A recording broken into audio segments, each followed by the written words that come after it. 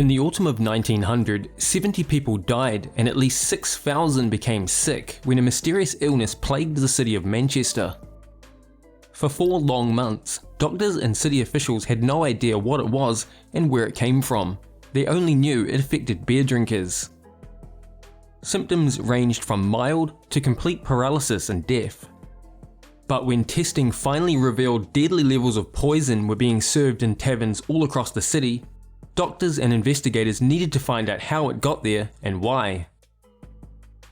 This is the story of Manchester's beer poison epidemic.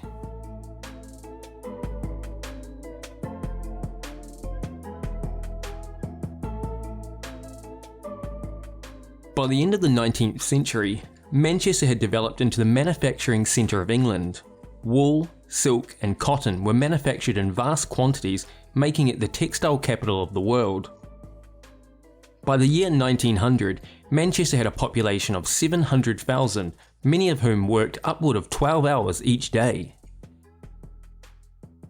After a long, hard day's work, it was commonplace to stop by the local tavern and drink the day's stresses away with copious amounts of liquor.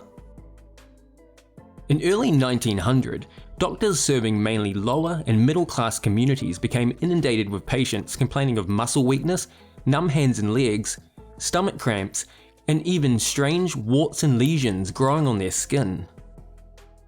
Health officials became increasingly concerned when the number of people hit with the mysterious illness grew into the thousands. Some patients had become so sick they developed complete paralysis of their arms and legs, and many showed a strange discoloration of the skin, and at least 70 had died.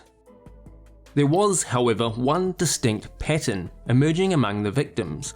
All were heavy drinkers. This led doctors to diagnose the dreadful illness as alcoholic neuropathy, which typically occurs in chronic alcoholics with nutritional deficiencies. This was the only explanation doctors could come up with for 4 whole months.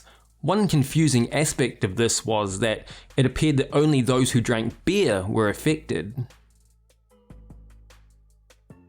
With more than 6,000 cases and at least 70 dying, the perplexing illness afflicting Manchester caught the attention of highly esteemed physician Ernest Reynolds.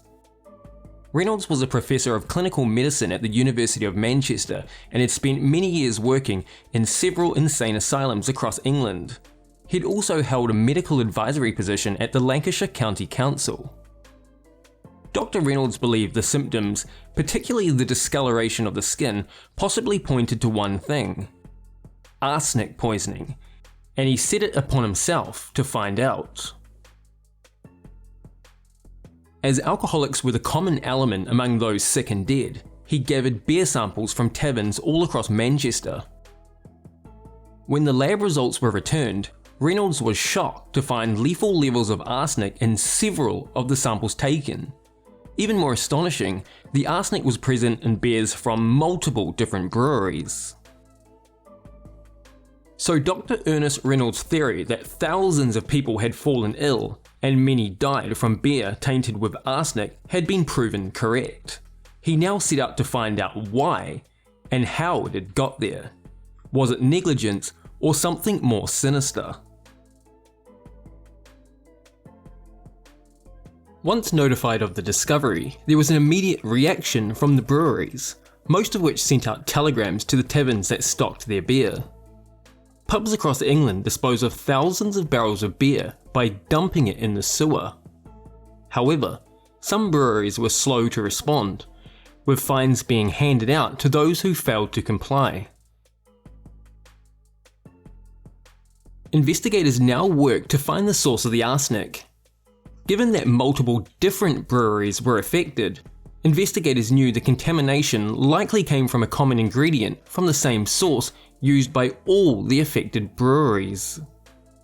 Through a process of elimination, investigators managed to narrow the source of the arsenic to a barley malt substitute used to make the beer at the affected factories. The malt substitute was supplied to the breweries by Bostock & Co.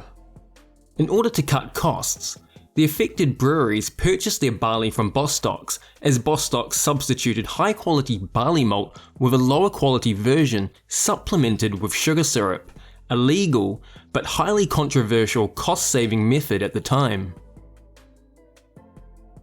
Bostocks produced the sugar syrup by heating starch in the presence of acid to form glucose. This was a safe method used commercially since the early 1800s.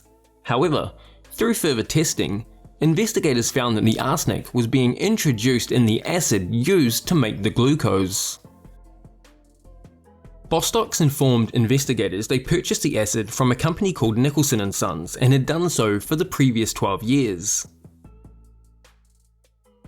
So investigators moved their inquiry to the Nicholson & Sons factory located in Leeds. Nicholson's confirmed they had indeed provided sulfuric acid to Bostocks. For most of this time, the acid provided was free from arsenic.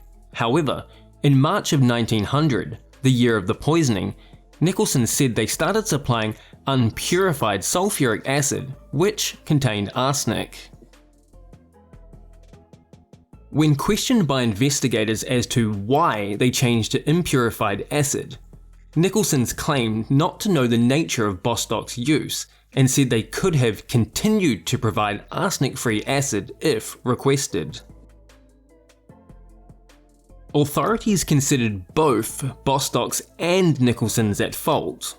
Bostocks for not stipulating the need for arsenic-free acid, and Nicholson's for changing the supply without informing Bostocks. Over the next few months, dozens of breweries across England successfully sued Bostocks, forcing them into liquidation.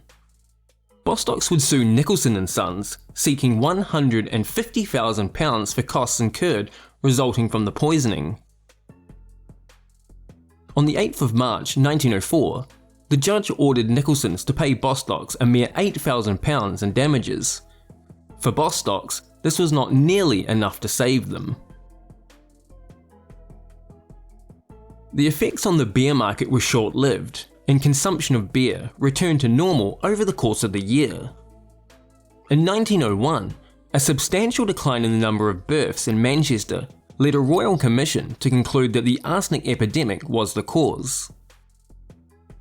Over the course of 4 months, at least 6,000 people had been poisoned, with at least 70 having died, in what was still to this day one of the worst mass poisonings in English history.